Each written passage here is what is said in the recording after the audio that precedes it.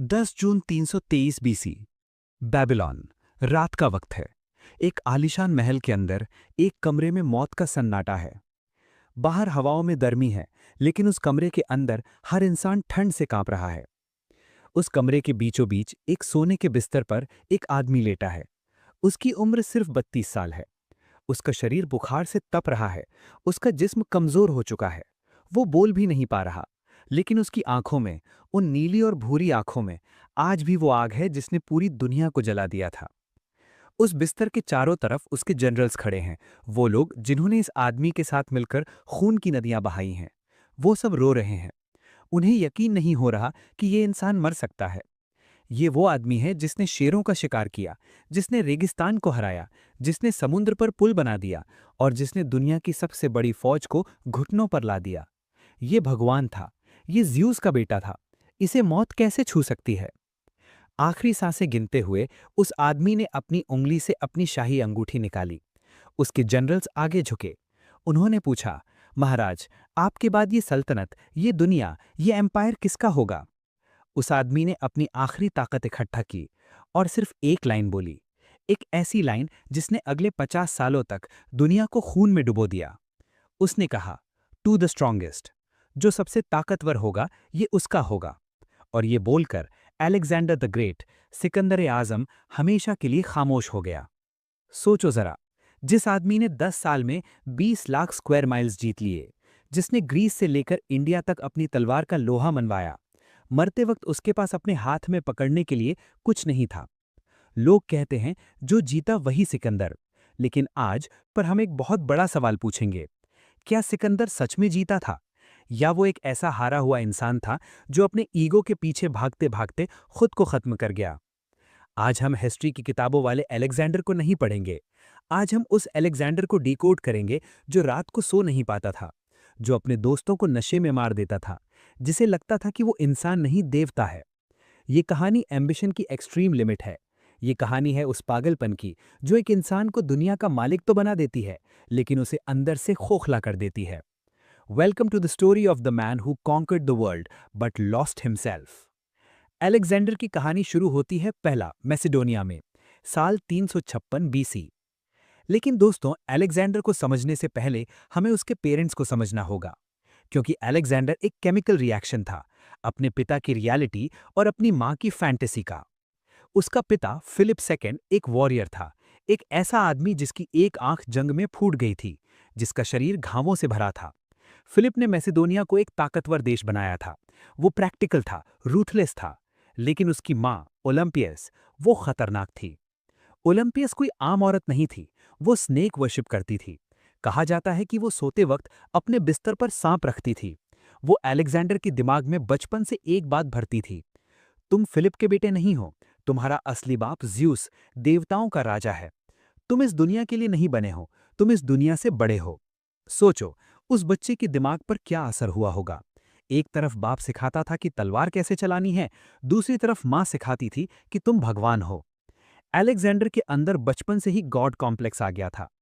उसे लगता था वो हार नहीं सकता। एक इंसिडेंट है जो प्रूफ करता है कि अलेक्जेंडर कोई नॉर्मल बच्चा नहीं था। जब वो सिर्फ 12-13 साल का था, उसके पिता फिलिप के पास एक घोड़ा लाया गया। उस घोड़े का नाम था ब्यूसेफेलिस। ये घोड़ा एक मॉन्स्टर था, काला, विशाल और जंगली। कोई भी सोल्जर उसके पास जाता, वो उसे लात मार देता या काट लेता।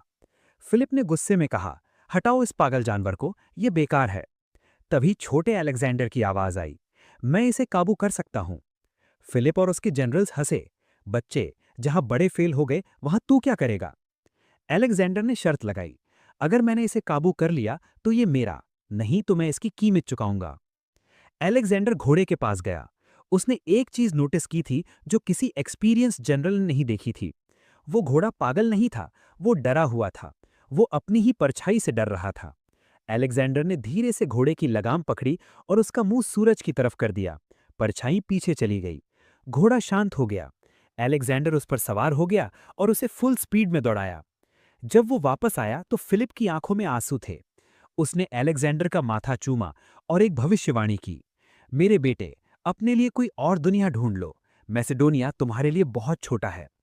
उस दिन अलेक्जेंडर ने सिर्फ एक घोड़ा नहीं जीता था, उसने अपने बाप का रिस्पेक्ट जीता था, लेकिन उसने ये भी मान लिया था कि मैं कुछ भी कर सकता हूं। अलेक्जेंडर की एजुकेशन भी नॉर्मल नहीं थी। फिलिप ने उसे पढ़ाने के लिए दुनिया के सबसे बड़े फिलोसोफर को बुलाया, एरिस्टोटल। 3 साल तक एरिस्टोटल ने अलेक्जेंडर को साइंस, मेडिसिन और फिलॉसफी सिखाई। लेकिन सबसे जरूरी चीज जो अलेक्जेंडर ने सीखी वो थी दी इलियड, होमर की कविता। उसमें एक कैरेक्टर था अकिलीस, एक वॉरियर जिसने छोटी उम्र में मरना चुना लेकिन अमर होना चुना। अलेक्जेंडर सोते वक्त अपने तकिए के नीचे 2 चीजें रखता था, एक खंजर और एक कॉपी इलियड की। वो अगला अकिलीस बनना चाहता था। उसे लंबी जिंदगी नहीं चाहिए थी, उसे ग्लोरी चाहिए थी। लेकिन 20 साल की उम्र में अलेक्जेंडर की दुनिया हिल गई। साल 336 बीसी। उसकी बहन की शादी थी। जश्न चल रहा था। किंग फिलिप, अलेक्जेंडर का पिता, बिना बॉडीगार्ड के थिएटर में घुसा। अचानक उसका अपना ही बॉडीगार्ड पाउसेनियस आगे आया। उसने एक छुपा हुआ खंजर निकाला और फिलिप के सीने में उतार दिया। फिलिप वहीं मर गया। 1 सेकंड में मैसेडोनिया का राजा खत्म। पूरा दरबार शॉक में था। लेकिन अलेक्जेंडर अलेक्जेंडर शॉक में नहीं था। अलेक्जेंडर एक्शन में था। जैसे ही फिलिप मरा, अलेक्जेंडर ने वो किया जो एक डिक्टेटर करता है। उसने थ्रोन यानी गद्दी पर कब्जा किया। और फिर शुरू हुआ द पर्च, सफाई अभियान। उसने अपने सारे दुश्मनों को मार दिया। अपने कजिन अमिंतस को मरवा दिया। उसके पिता की दूसरी पत्नी और उसके बच्चे को अलेक्जेंडर की मां ओलंपियस ने जिंदा जला दिया या मरवा दिया। हिस्टोरियंस डिबेट करते हैं, लेकिन वो मारे गए। अलेक्जेंडर ने साफ कर दिया कि जंगल में सिर्फ एक शेर रहेगा। अब अलेक्जेंडर राजा था। उसके पास दुनिया की सबसे डिसिप्लिन्ड आर्मी थी, द मैसेडोनियन फैलेंक्स, लंबे भाले वाले सोल्जर्स। उसके पास एरिस्टोटल का दिमाग था और उसके पास ओलंपियस दिया हुआ पागलपन था। उसने मैप की तरफ देखा। ग्रीस उसके पास था, लेकिन उसकी नजर ईस्ट में थी। द पर्शियन एम्पायर, दुनिया की सबसे बड़ी सल्तनत, सोने की चिड़िया। पर्शिया उस वक्त का अमेरिका था, सुपर पावर। उनके पास लाखों की फौज थी, अनलिमिटेड पैसा था और किंग डैरियस थर्ड जैसा शक्तिशाली राजा था। मैसेडोनिया पर्शिया के सामने एक चींटी जैसा था। सबने अलेक्जेंडर को मना किया, मत जाओ, ये सुसाइड मिशन है। उनके पास नेवी है, पैसा है, लोग हैं। लेकिन अलेक्जेंडर ने अपनी आर्मी को इकट्ठा किया, सिर्फ 40,000 सोल्जर्स, और उसने समुद्र पार किया। जब वो एशिया की जमीन पर उतरा तो उसने सबसे पहले अपना भाला जमीन में गाड़ा और कहा, ये जमीन मुझे देवताओं ने दी है। ये कॉन्फिडेंस नहीं था, ये डेस्टिनी थी। लेकिन असली परीक्षा अब शुरू होनी थी, the battle of Granicus. Persian governors ने अलेक्जेंडर को रोकने के लिए एक नदी के किनारे अपनी फौज खड़ी कर दी। उन्होंने सोचा अलेक्जेंडर थका हुआ है, वो रुकेगा। लेकिन अलेक्जेंडर ने वेट नहीं किया। वो अपने घोड़े ब्यूसिफेलस पर बैठा और सीधा नदी में कूद गया। दुश्मन हैरान रह गए, ये पागल है क्या, पानी में लड़ेगा। अलेक्जेंडर सबसे आगे था। उस पर हमला हुआ। एक पर्शियन कमांडर ने अपनी कुल्हाड़ी अलेक्जेंडर के सर पर मारी। अलेक्जेंडर का हेलमेट टूट गया। वो मरने ही वाला था। तभी उसके दोस्त क्लाइटिस द ब्लैक ने उस पर्शियन का हाथ काट दिया। अलेक्जेंडर बच गया। उस दिन अलेक्जेंडर ने पर्शिया को पहला झटका दिया। लेकिन ये तो बस ट्रेलर था। असली पिक्चर थी किंग डैरियस थर्ड। डैरियस को जब पता चला कि एक 20 साल का लड़का उसे चैलेंज कर रहा है, तो वो हंसा। उसने अपनी शाही फौज निकाली, द बैटल ऑफ इस्सिस। डैरियस के पास 1 लाख से ज्यादा सोल्जर्स थे। अलेक्जेंडर के पास वही 40,000। रेशियो था 3:1। लॉजिकली अलेक्जेंडर को कुचल दिया जाना चाहिए था। लेकिन अलेक्जेंडर के पास एक नया वेपन था, फियरलेसनेस। बैटलफील्ड पर अलेक्जेंडर ने देखा कि डेरियस अपने रथ यानी चैरियट पर सबसे पीछे खड़ा है। अलेक्जेंडर ने अपनी स्ट्रैटेजी बदल दी। उसने कहा, हमें उनकी आर्मी को नहीं मारना, हमें उनके हेड को काटना है। अलेक्जेंडर अपने बेस्ट घुड़सवारों कैवलरी के साथ एक तीर की तरह सीधा डेरियस की तरफ भागा। वो दुश्मन की लाइंस को चीरते हुए, मारते काटते हुए डेरियस की तरफ बढ़ा। डेरियस ने देखा कि एक खून से सना हुआ शैतान, आग जैसी आंखों वाला लड़का सीधा उसकी तरफ आ रहा है। डेरियस, दुनिया का सबसे पावरफुल राजा, डर गया। वो अपना रथ, अपना धनुष, अपना शाही क्लोक छोड़कर भाग गया। जब एक राजा भागता है तो आर्मी टूट जाती है। अलेक्जेंडर जीत गया। लेकिन उसने डेरियस का पीछा नहीं किया। वो डेरियस के टेंट में गया। वहां डेरियस की माँ, बीवी और बेटियां थीं। वो डर से रो रही थीं। उन्हें लगा अलेक्जेंडर उन्हें मार देगा या गुलाम बना लेगा। लेकिन अलेक्जेंडर ने उन्हें रिस्पेक्ट दी। उसने कहा, मैं औरतों से नहीं लड़ता, आप सेफ हैं। यहाँ अलेक्जेंडर का नोबल साइड दिखता है। वो एक जेंटलमैन था अभी तक। लेकिन अब अलेक्जेंडर के सामने एक ऐसी रुकावट आने वाली थी जो ना इंसान थी ना जानवर। एक शहर, टायर। एक ऐसा आइलैंड सिटी जो समुद्र के बीच में था, जिसके चारों तरफ 150 फीट ऊंची दीवारें थी, जिसे आज तक कोई नहीं जीत पाया था। टायर के लोगों ने अलेक्जेंडर को कहा, हम तुम्हें अंदर नहीं आने देंगे। अलेक्जेंडर को ना सुनने की आदत नहीं थी। उसने वो किया जो हिस्ट्री में इम्पॉसिबल माना जाता है। उसने कहा, अगर रास्ता नहीं है तो मैं रास्ता बनाऊंगा। अलेक्जेंडर ने समुद्र की तरफ देखा और कहा, अगर टायर जमीन से जुड़ा नहीं है तो मैं इसे जोड़ दूंगा। ये हिस्ट्री का सबसे ऑडेशियस इंजीनियरिंग प्रोजेक्ट था। अलेक्जेंडर ने अपनी आर्मी को ऑर्डर दिया कि समुद्र में पत्थर, मिट्टी और लकड़ी डालकर एक पुल बनाया जाए। सोचो, दुश्मन ऊपर दीवारों से तीर बरसा रहा है, गरम रेत फेंक रहा है, और अलेक्जेंडर के सोल्जर्स पानी के बीच में खड़े होकर रास्ता बना रहे हैं। 7 महीने लग गए। 7 महीने तक अलेक्जेंडर वहां अड़ा रहा। टायर वालों ने सोचा वो थक कर चला जाएगा, लेकिन उन्हें अलेक्जेंडर की जिद का अंदाजा नहीं था। जब वो पुल दीवार तक पहुंचा तो अलेक्जेंडर ने दुनिया के सबसे बड़े सीज टावर्स बनवाए, 160 फीट ऊंचे टावर्स। और फाइनली दीवारें टूटीं, अलेक्जेंडर अंदर घुसा। और उस दिन दुनिया ने अलेक्जेंडर का वो रूप देखा जो ग्रेट नहीं, क्रूअल था। गुस्से में अलेक्जेंडर ने 8,000 लोगों को वहीं काट दिया और 2,000 लोगों को समुद्र के किनारे जिंदा क्रूसिफाई कर दिया, यानी सूली पर लटका दिया। 30,000 औरतों और बच्चों को गुलाम बनाकर बेच दिया। ये मैसेज क्लियर था, जो अलेक्जेंडर के सामने झुकेगा वो बचेगा, जो खड़ा होगा वो मिटा दिया जाएगा। टायर की राख पर खड़े होकर अलेक्जेंडर ने इजिप्ट की तरफ रुख किया। इजिप्ट वालों ने लड़ाई ही नहीं की। उन्होंने अलेक्जेंडर को अपना फ़ैरो मान लिया, अपना भगवान मान लिया। वहां अलेक्जेंडर ने सीवा ओएसिस की यात्रा की। रेगिस्तान के बीच में एक मंदिर था। वहां के पुजारी ने अलेक्जेंडर को देखकर कहा, ओ पाई डियोस, यानी ओ सन ऑफ गॉड। शायद उसने ग्रीक बोलने में गलती की थी। वो कहना चाहता था ओ पाई डियोन, यानी ओ माई सन। लेकिन अलेक्जेंडर ने वही सुना जो वो सुनना चाहता था। उस दिन के बाद अलेक्जेंडर को यकीन हो गया कि वो इंसान नहीं है, वो ज़्यूस का बेटा है। उसने अपने दोस्तों से कहना शुरू कर दिया, मैं तुमसे अलग हूं। लेकिन अभी एक आखिरी कांटा बाकी था, किंग डेरियस। डेरियस अभी भी जिंदा था। उसने एक नई और भी बड़ी आर्मी इकट्ठा की थी। इस बार उसने गौगामेला के मैदान को चुना, एक ऐसा प्लेन एरिया जहां उसके रथ और हाथी अलेक्जेंडर को कुचल सकें।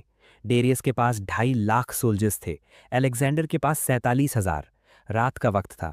अलेक्जेंडर के सबसे एक्सपीरियंस जनरल परमेनियन ने कहा, महाराज, दुश्मन बहुत बड़ा है, हमें रात को हमला करना चाहिए। अलेक्जेंडर ने उसे घूरा और कहा, I will not steel my victory. मैं अपनी जीत चोरी नहीं करूंगा। मैं दिन के उजाले में उन्हें हराऊंगा ताकि कोई ये ना कह सके कि अलेक्जेंडर किस्मत से जीता। सुबह हुई, the battle of Gaugamela, 331 BC. Darius ने अपने खतरनाक साइथ्ड चैरियट्स भेजे, वो रथ जिनके पहियों पर तलवारें लगी होती थीं। वो तेजी से अलेक्जेंडर की आर्मी की तरफ आए ताकि उन्हें काट सकें। लेकिन अलेक्जेंडर ने अपनी आर्मी को एक नई टेक्निक सिखाई थी, माउस ट्रैप। जैसे ही रथ आए, सोल्जर्स ने रास्ता दे दिया। रथ बीच में से निकल गए और पीछे खड़े सोल्जर्स ने उन्हें मार गिराया। फिर अलेक्जेंडर ने वो किया जो किसी ने सोचा नहीं था। वो अपनी कैवलरी लेकर राइट साइड में भागा। डेरियस ने उसे रोकने के लिए अपनी आर्मी को राइट मूव किया। इससे डेरियस की लाइन में एक गैप बन गया। अलेक्जेंडर यही चाहता था। उसने टर्न लिया और एक वेज बनाकर सीधा उस गैप में घुस गया, डेरियस के गले की तरफ। डेरियस ने फिर वही देखा, वही शैतान, वही आंखें। डेरियस फिर डर गया। वो फिर भागा और उस दिन पर्शिया का एम्पायर गिर गया। अलेक्जेंडर अब दुनिया का किंग ऑफ एशिया था। अलेक्जेंडर ने बेबीलोन और सूसा जैसे शहरों पर कब्जा किया। वहां इतना सोना था, इतना खजाना था कि उसे उठाने के लिए हजारों ऊंट कम पड़ गए। अलेक्जेंडर अब दुनिया का सबसे अमीर आदमी था, लेकिन पैसा अलेक्जेंडर को शांत नहीं कर सका। उसे डेरियस चाहिए था, जिंदा या मुर्दा। वो डेरियस के पीछे भागा, मीलों तक। जब वो फाइनली डेरियस तक पहुंचा तो उसे एक लाश मिली। डेरियस के अपने ही कजिन बेसिस ने उसे मारकर फेंक दिया था। अलेक्जेंडर अपने सबसे बड़े दुश्मन की लाश देखकर रोया। उसने अपना शाही क्लोक उतारकर डेरियस की बॉडी पर डाल दिया। उसने बेसिस को पकड़ा और उसे एक दर्दनाक मौत दी, 2 पेड़ों के बीच बांधकर चीर दिया। क्यों? क्योंकि अलेक्जेंडर का मानना था कि एक राजा को सिर्फ दूसरा राजा मार सकता है, कोई गुलाम नहीं। अब अलेक्जेंडर पहुंचा पर्सेपोलिस, पर्शिया की राजधानी, दुनिया का सबसे खूबसूरत शहर। वहां एक रात जश्न चल रहा था, शराब बह रही थी, अलेक्जेंडर नशे में था। एक औरत थाइस ने कहा, पर्शियंस ने एथेंस को जलाया था, आज हम पर्सेपोलिस को जलाएंगे। नशे में धुत अलेक्जेंडर ने एक जलती हुई टॉर्च उठाई और जर्सीज के महल पर फेंक दी। देखते ही देखते पूरा शहर आग की लपटों में घिरा गया। सुबह जब अलेक्जेंडर का नशा उतरा तो उसे एहसास हुआ कि उसने क्या किया है। उसने एक सिविलाइजेशन को राख बना दिया है। ये अलेक्जेंडर के डाउनफॉल की शुरुआत थी। अब अलेक्जेंडर बदल रहा था। उसने पर्शियन कपड़े पहनना शुरू कर दिया। उसने पर्शियन रीति रिवाज अपनाए। उसने अपनी आर्मी से कहा कि वो उसके सामने झुककर प्रस्ट्रेशन यानी सजदा करे। ग्रीक सोल्जर्स के लिए ये अपमान था। ग्रीक सिर्फ भगवान के सामने झुकते थे, इंसान के सामने नहीं। उन्हें लगा अलेक्जेंडर अब उनमें से एक नहीं रहा, वो अब फॉरेनर बन गया है। विस्पर्स शुरू हो गए, ये पागल हो गया है, ये भूल गया है कि हम मैसेडोनिया से हैं। इसी दौरान एक घटना हुई जिसने अलेक्जेंडर की आत्मा को मार दिया। उसका चाइल्डहुड फ्रेंड क्लाइटस द ब्लैक, वही जिसने ग्रैनिकस में अलेक्जेंडर की जान बचाई थी। एक पार्टी में दोनों ने शराब पी रखी थी। क्लाइटस ने गुस्से में कह दिया, अलेक्जेंडर, तुम जो आज हो वो अपने बाप फिलिप की वजह से हो। तुम्हारे सोल्जर्स का खून है इसमें। तुम खुद को ज्यूस का बेटा मत समझो। सच कड़वा होता है। अलेक्जेंडर का ईगो हर्ट हो गया। गुस्से में, पागलपन में अलेक्जेंडर ने एक भाला उठाया और अपने ही दोस्त, अपने सेवियर क्लाइटस के सीने में मार दिया। क्लाइटस वहीं मर गया। जब अलेक्जेंडर को होश आया, वो चीख पड़ा। वो क्लाइटस की लाश से लिपट कर रोया। उसने खुद को मारने की कोशिश की, लेकिन तीर कमान से निकल चुका था।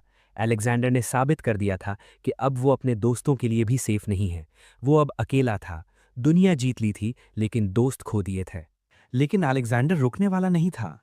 उसकी भूख अभी शांत नहीं हुई थी। उसने मैप के उस हिस्से की तरफ देखा जहां ग्रीक्स के लिए दुनिया खत्म हो जाती थी।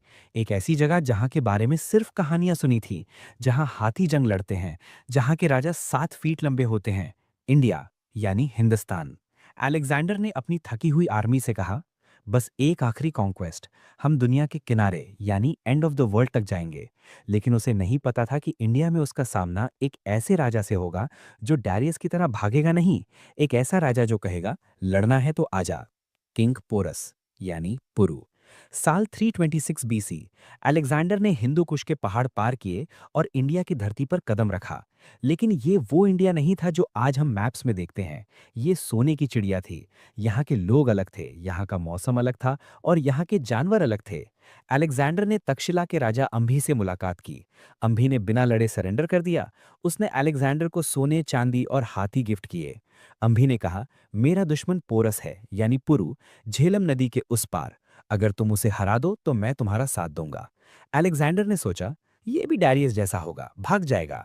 लेकिन जब अलेक्जेंडर झेलम नदी यानी हाइडेस्पीस नदी के किनारे पहुंचा तो उसने दूसरी तरफ एक ऐसी दीवार देखी जो पत्थर की नहीं, मांस और ताकत की थी। किंग पोरस की आर्मी खड़ी थी और सबसे आगे खड़े थे 200 वॉर एलिफेंट्स। ग्रीक्स ने हाथी पहले देखे थे, लेकिन जंग में कभी फेस नहीं किए थे। उन हाथियों की चिंगाड़ सुनकर अलेक्जेंडर के घोड़े डर रहे थे। नदी उफान पर थी। मॉनसून का वक्त था, बारिश हो रही थी। पोरस का मैसेज क्लियर था, अगर दम है तो नदी पार करके दिखाओ। अलेक्जेंडर फंस गया था। अगर वो दिन में नदी पार करता तो पोरस के हाथी उसे पानी में ही कुचल देते। तो अलेक्जेंडर ने साइकोलॉजिकल वॉरफेयर खेला। वो रोज रात को अपनी आर्मी को शोर मचाने का ऑर्डर देता। ड्रम्स बजते, मशाले जलती, पोरस की आर्मी अलर्ट हो जाती, लेकिन अलेक्जेंडर हमला नहीं करता। ये कई दिनों तक चला। पोरस की आर्मी को लगा ये सिर्फ शोर मचा रहे हैं, हमला नहीं करेंगे। वो रिलैक्स हो गए। एक तूफानी रात जब बिजली कड़क रही थी और तेज बारिश हो रही थी, अलेक्जेंडर अपने चुने हुए सोल्जर्स के साथ चुपके से नदी के ऊपर वाले हिस्से यानी अपस्ट्रीम से क्रॉस कर गया। सुबह जब पोरस की नींद खुली तो अलेक्जेंडर उसकी जमीन पर खड़ा था। The battle of the Hydaspes. ये अलेक्जेंडर की लाइफ की सबसे खूनी जंग थी। पोरस के हाथी टैंक्स की तरह आगे बढ़े। उन्होंने ग्रीक सोल्जर्स को सूंड से उठाकर पटकना शुरू किया, उन्हें पैरों तले कुचल दिया। ग्रीक फैलेंक्स यानी भाले वाले डर गए। उनके लंबे भाले हाथियों की मोटी चमड़ी पर बेअसर थे। लेकिन अलेक्जेंडर, वो पागलपन में सबसे आगे था। उसने अपने आर्चर्स यानी तीरंदाज को ऑर्डर दिया, हाथियों की आंखों में मारो, महावत को मारो। जब हाथियों को दर्द हुआ तो वो पागल हो गए। उन्होंने अपने ही सोल्जर्स को कुचलना शुरू कर दिया। मैदान खून और कीचड़ से भर गया। 8 घंटे तक तलवारें टकराती रहीं। अंत में पोरस की आर्मी हार गई। लेकिन पोरस पोरस डैरियस की तरह भागा नहीं। वो 6.5 फीट लंबा राजा अपने हाथी पर बैठा आखिरी सांस तक लड़ता रहा। उसकी छाती पर घाव थे, खून बह रहा था, लेकिन उसने हार नहीं मानी। अलेक्जेंडर ने दूर से देखा और कहा, आज मैंने एक असली मर्द देखा है। जब पोरस को अलेक्जेंडर के सामने लाया गया तो वो घायल था, लेकिन उसका सर ऊंचा था। अलेक्जेंडर ने पूछा, बताओ पोरस, तुम्हारे साथ क्या सलूक किया जाए? पोरस ने अलेक्जेंडर की आंखों में आंखें डालकर कहा, वही जो एक राजा दूसरे राजा के साथ करता है, लाइक अ किंग। ये लाइन सुनकर अलेक्जेंडर का दिल पिघल गया। उसने पोरस को मारा नहीं, उसने पोरस को उसका राज वापस दे दिया और उसे अपना दोस्त बना लिया। अलेक्जेंडर जीत गया था, लेकिन इस जंग ने उसकी आर्मी की कमर तोड़ दी थी। उसका प्यारा घोड़ा ब्यूसीफेलस इस जंग में मारा गया। अलेक्जेंडर वहीं बैठकर एक बच्चे की तरह रोया। उसने उस जगह का नाम ब्यूसीफेला रख दिया। अब अलेक्जेंडर आगे बढ़ना चाहता था। उसने सुना था कि आगे एक नदी है, बेयास यानी हाइफिसिस, और उसके पार एक और बड़ा साम्राज्य है, द नंदा एम्पायर यानी मगध, जिसके पास 2 लाख पैदल सैनिक, 80,000 घुड़सवार और 6,000 वॉर एलिफेंट्स थे। पोरस के पास सिर्फ 200 हाथी थे और ग्रीक्स की हालत खराब हो गई थी। 6,000 हाथी सुनकर ग्रीक सोल्जर्स का दिमाग हिल गया। ब्यास नदी के किनारे अलेक्जेंडर की आर्मी ने वो किया जो दुनिया की कोई ताकत नहीं कर पाई थी।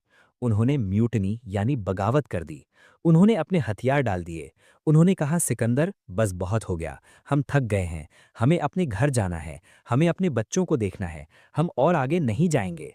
अलेक्जेंडर ने उन्हें मनाने की कोशिश की, उन्हें लालच दिया, उन्हें डराया, उनके सामने रोया, हम दुनिया के किनारे पर हैं, बस थोड़ा और। लेकिन सोल्जर्स टस से मस नहीं हुए। अलेक्जेंडर के जनरल कोइनस ने कहा, महाराज, एक इंसान को पता होना चाहिए कि कब रुकना चाहिए। अलेक्जेंडर अपने टेंट में चला गया। 3 दिन तक वो बाहर नहीं निकला। वो चीखा, वो रोया, लेकिन आखिर में दुनिया के सबसे बड़े विजेता को अपनी ही आर्मी के सामने हारना पड़ा। उसने वापस मुड़ने का ऑर्डर दिया। ये अलेक्जेंडर की पहली और आखिरी हार थी। किसी राजा ने नहीं, उसके अपनों ने उसे हरायागा। वापस लौटने का रास्ता आसान नहीं था। अलेक्जेंडर ने गेड्रोसियन डेजर्ट यानी आज का बलूचिस्तान का रास्ता चुना। ये सुसाइड मार्च था। पानी नहीं था, गर्मी इतनी थी कि लोग धूप में जल रहे थे। उसके 80,000 लोग इस रेगिस्तान में प्यास और भूख से मर गए। अलेक्जेंडर खुद प्यासा था। एक बार एक सोल्जर ने कहीं से थोड़ा सा पानी ढूंढा और हेलमेट में अलेक्जेंडर को दिया। अलेक्जेंडर ने वो पानी देखा, चारों तरफ अपने प्यासे सोल्जर्स को देखा और वो पानी जमीन पर गिरा दिया। उसने कहा, अगर सबके लिए नहीं है तो मेरे लिए भी नहीं है। ये था वो लीडर जिसके लिए लोग मरने को तैयार थे। साल 323 बीसी, अलेक्जेंडर वापस बेबीलोन पहुंचा। वो शारीरिक रूप से जिंदा था, लेकिन अंदर से मर चुका था। उसकी बॉडी पर हजारों घाव थे, शराब की लत लग चुकी थी। उसका सबसे करीबी दोस्त और लवर हेफेस्टियन मर चुका था। हेफेस्टियन की मौत ने अलेक्जेंडर को पागल कर दिया था। उसने डॉक्टर को सूली पर लटका दिया, घोड़ों की पूंछ काट दी। और फिर वो रात आई जहां से हमने कहानी शुरू की थी। एक पार्टी के बाद अलेक्जेंडर बीमार पड़ा। बुखार बढ़ता गया। 10 दिन तक वो तड़पा। लोग कहते हैं उसे जहर दिया गया, लोग कहते हैं उसे मलेरिया हुआ। सच कोई नहीं जानता। लेकिन 32 साल की उम्र में, जिस उम्र में लोग करियर शुरू करते हैं, अलेक्जेंडर दुनिया जीतकर उसे खोकर मर गया। उसकी मौत के बाद क्या हुआ? वही हुआ जो इंसानी फितरत है। उसके जनरल्स टॉलेमी, सेल्यूकस, कसांडर ने उसके एम्पायर के टुकड़े टुकड़े कर दिए। उन्होंने अलेक्जेंडर की मां को मार दिया। उन्होंने अलेक्जेंडर की बीवी लॉक्साना और उसके छोटे बेटे को मार दिया। अलेक्जेंडर का वंश खत्म कर दिया गया। जिस सल्तनत के लिए उसने इतना खून बहाया था, वो उसके मरते ही ताश के पत्तों की तरह बिखर गई। दोस्तों, अलेक्जेंडर की मौत के बाद एक ऐसी कहानी मशहूर हुई जो चाहे हिस्ट्री की किताबों में ना मिले, लेकिन इंसानियत के लिए सबसे बड़ा सबक है। कहा जाता है कि मरने से पहले अलेक्जेंडर ने अपने जनरल से 3 आखिरी इच्छाएं मांगी थी। पहली इच्छा, मेरा इलाज करने वाले हकीम यानी डॉक्टर्स मेरे जनाजे को कंधा देंगे। क्यों? ताकि दुनिया देख सके कि मौत के सामने दुनिया के बेस्ट डॉक्टर्स भी बेबस होते हैं, वो मौत को नहीं रोक सकते। दूसरी इच्छा, मेरे जनाजे के रास्ते में वो सारा सोना, चांदी और हीरे जवाहरात बिछा दिए जाएं जो मैंने जिंदगी भर इकट्ठा किए हैं। क्यों? ताकि लोग देख सके कि जब इंसान जाता है तो उसकी एक पाई भी उसके साथ नहीं जाती, ये सब यहीं धूल में मिल जाएगा। और तीसरी और सबसे इंपॉर्टेंट इच्छा, मेरे दोनों हाथ जनाजे से बाहर लटकाए जाएं। क्यों? ताकि दुनिया को दिखे कि जिस आदमी ने पूरी दुनिया को अपनी मुट्ठी में कर लिया था, वो आज खाली हाथ जा रहा है। ये अलेक्जेंडर की लेगेसी थी। वो आदमी जिसने अपने पिता को मारा, इनडायरेक्टली अपने दोस्तों को मारा, हजारों शहरों को जलाया और लाखों लोगों को गुलाम बनाया। आखिर में उसे क्या मिला? एक 6 फीट की जमीन? नहीं, वो भी नसीब नहीं हुई। उसकी लाश को इजिप्ट ले जाया गया, चोरी किया गया और आज तक आर्कियोलॉजिस्ट को नहीं पता कि अलेक्जेंडर की कब्र कहाँ है। दुनिया का मालिक आज गुमनाम है। उसके मरते ही उसका एम्पायर टूट गया। उसके जनरल्स कुत्ते बिल्लियों की तरह लड़ने लगे। जिस ब्लड लाइन को वो अमर करना चाहता था, उसे जड़ से खत्म कर दिया गया। तो आज का इंडियन यूथ जो सपने देखता है, जो एम्बिशियस है, वो सिकंदर की लाइफ से क्या सीख सकता है? अलेक्जेंडर ग्रेट था क्योंकि उसकी अचीवमेंट्स बड़ी थीं, लेकिन वो हैप्पी नहीं था। यहाँ 3 लाइफ चेंजिंग लेसन्स हैं जो तुम्हें अलेक्जेंडर की गलतियों से सीखने चाहिए। Lesson number 1, believe creates reality, Bucephalus mindset. जब सब जनरल्स ने कहा कि वो घोड़ा पागल है, अलेक्जेंडर ने कहा मैं इसे कंट्रोल कर सकता हूं। दुनिया तुम्हें कहेगी ये एग्जाम टफ है, ये बिजनेस फेल हो जाएगा, तुमसे नहीं होगा। अलेक्जेंडर हमें सिखाता है कि ऑब्जर्वेशन और कॉन्फिडेंस से तुम किसी भी मॉन्स्टर को कंट्रोल कर सकते हो। उसने देखा कि घोड़ा अपनी परछाई से डर रहा है। उसने प्रॉब्लम की जड़ यानी रूट कॉज पकड़ी। जिंदगी में प्रॉब्लम्स उस घोड़े जैसी होती हैं, दिखने में डरावनी, लेकिन अगर तुम उनका मुंह सूरज की तरफ कर दो, यानी सही पर्सपेक्टिव, तो वो शांत हो जाती हैं। Lesson number 2, know when to stop, the Beas river trap. Alexander की सबसे बड़ी हार किसी दुश्मन ने नहीं दी, उसकी अपनी ग्रीड यानी लालच ने दी। अगर वो इंडिया से वापस चला जाता तो शायद वो जिंदा रहता, उसका एम्पायर बचा रहता, लेकिन उसे और चाहिए था। आज की दुनिया में हमें सिखाया जाता है नेवर सेटल, लेकिन दोस्तों, कंटेंटमेंट यानी संतोष भी एक स्ट्रैटेजी है। अगर तुम एक गोल अचीव करते हो तो सेलिब्रेट करो, रुको, सांस लो। अगर तुम सिर्फ भागते रहोगे तो तुम्हारी टीम यानी तुम्हारी फैमिली, तुम्हारे दोस्त 20 नदी पर तुम्हारा साथ छोड़ देगी। सक्सेस का मतलब सिर्फ मोर नहीं होता, सक्सेस का मतलब इनफ भी होता है। Lesson number 3, you are not God, the ego paradox. Alexander को डाउनफॉल तब शुरू हुआ जब उसने खुद को ज़्यूस का बेटा मानना शुरू किया, जब उसने अपने दोस्तों क्लाइटस को मारना शुरू किया क्योंकि वो सच बोल रहे थे। याद रखना, चाहे तुम कितने भी बड़े सीईओ बन जाओ, कितने भी बड़े इन्फ्लुएंसर बन जाओ, तुम हो एक इंसान ही। जिस दिन तुमने अपने क्रिटिक्स को सुनना बंद कर दिया, जिस दिन तुमने अपने दोस्तों की एडवाइस को इंसल्ट मानना शुरू कर दिया, समझ लेना तुम्हारा बैबिलॉन नजदीक है। ईगो वो जहर है जो राजा को भी भिखारी बना देता है, अंदर से। अलेक्जेंडर की कहानी एक ट्रेजेडी है, एक ऐसे इंसान की ट्रेजेडी जिसने दुनिया जीत ली लेकिन खुद को हार गया। हिस्ट्री उसे सिकंदर कहती है, लेकिन सोचो, क्या वो सच में सिकंदर था, या वो पोरस था जो हार कर भी जीत गया, जिसने अपनी जमीन, अपनी इज्जत और अपने लोगों के लिए लड़ाई की? फैसला तुम्हें करना है। तुम्हें अलेक्जेंडर बनना है जो सब कुछ पाकर भी खाली हाथ गया, या तुम्हें वो इंसान बनना है जो शायद दुनिया ना जीते लेकिन अपनों का दिल जीत ले? क्योंकि आखिर में मंजिल मिले ना मिले ये तो मुकद्दर की बात है, हम कोशिश भी ना करें ये तो गलत बात है। अलेक्जेंडर ने कोशिश की और यही उसकी सबसे बड़ी जीत थी। अगर इस कहानी ने तुम्हें हिलाया है, अगर तुम्हें हिस्ट्री के सबसे बड़े वॉरियर के अंदर का डर दिखा है, तो इस वीडियो को शेयर जरूर करना। तब तक के लिए सपने देखो लेकिन जमीन पर रहो, कोशिश करो लेकिन लालच मत करो। जय हिंद।